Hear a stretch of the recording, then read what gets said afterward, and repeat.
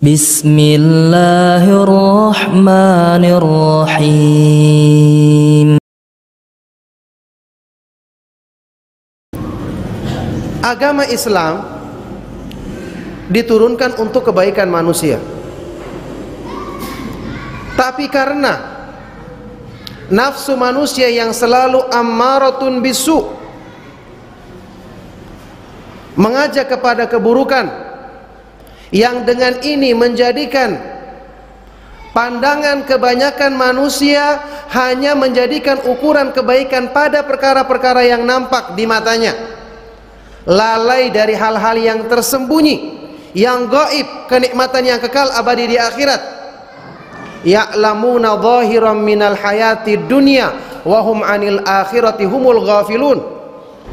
Kebanyakan manusia hanya mengetahui yang lahir dari kehidupan dunia, sedangkan untuk perkara akhirat mereka lalai.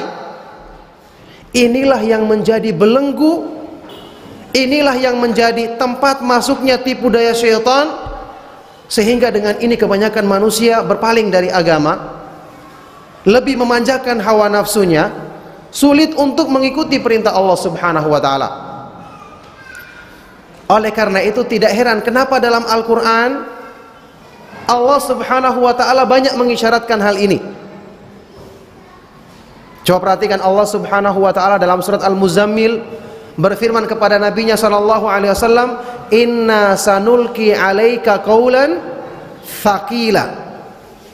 Sesungguhnya kami akan memberikan kepadamu ya Rasulullah ucapan yang berat. Syariat maksudnya apa? Berat bagi nafsu manusia, bagi hati yang masih kotor, terbelenggu. Kemudian dalam surat Al-Insan Allah Subhanahu wa ta'ala berfirman tentang Al-Quran, "Inna nahnu nazzalna 'alaikal qur'ana tanzila." Sesungguhnya kamilah yang menurunkan Al-Quran kepadamu wahai Rasulullah dengan sebenarnya. Apa ayat setelah ini? Harusnya kan setelah Al-Quran bersyukurlah kepada Allah karena ini nikmat dan seterusnya. Tapi Allah sebutkan dalam ayat ini apa? Fasbir li hukmi rabbika wala tuti' minhum athiman au kafura. Maka bersabarlah kau menghadapi, memahami dan menjalankan hukum-hukum Allah. Karena ketika turun hukum Allah berhadapan dengan nafsu kita, perlu kesabaran, perlu kesungguhan dalam menundukkannya. Makanya Allah mengingatkan dalam ayat ini, fasbir li hukmi rabbika, bersabarlah kamu dalam menghadapi hukum-hukum Rabbmu.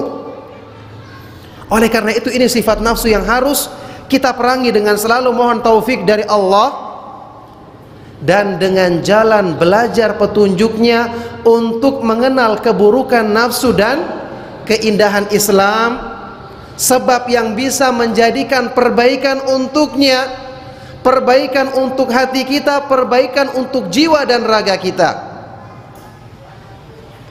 Ibnu Qayyim rahimahullah ta'ala mengatakan, "Inna ahkamar Rabbi subhanahu kathiran ma ya'ti ala khilafi agradin nas." Sesungguhnya hukum-hukum yang Allah Subhanahu wa ta'ala turunkan kepada manusia kebanyakannya tidak sesuai dengan ambisi dan kepentingan nafsu mereka. Oleh karena itu ayyuhal ikhwatu fillah, camkan baik-baik dalam diri kita. Kalau kita belajar dan kita masih besar keinginan memanjakan hawa nafsu, maka selama-lamanya tidak kita akan capai kebaikan dalam agama ini. Kalau kita tidak mau melatih diri kita untuk menghilangkan belenggu nafsu ini, maka selama-lamanya kita tidak akan mengenal Allah dengan benar, tidak akan meraih keridhaannya, tidak akan mencapai ketakwaan di sisinya, tidak akan meraih kemuliaan di dunia dan di akhirat. Na'udzubillahi min dzalik. Saya ingatkan kembali kepada antum semua ucapan yang terkenal yang pantas ditulis dengan tinta emas dari Syekhul Islam Ibnu Taimiyah rahimahullah taala yang mengatakan, "Al-mahbusu man hubisa qalbuhu an rabbih wal ma'suru man asirahu hawahu."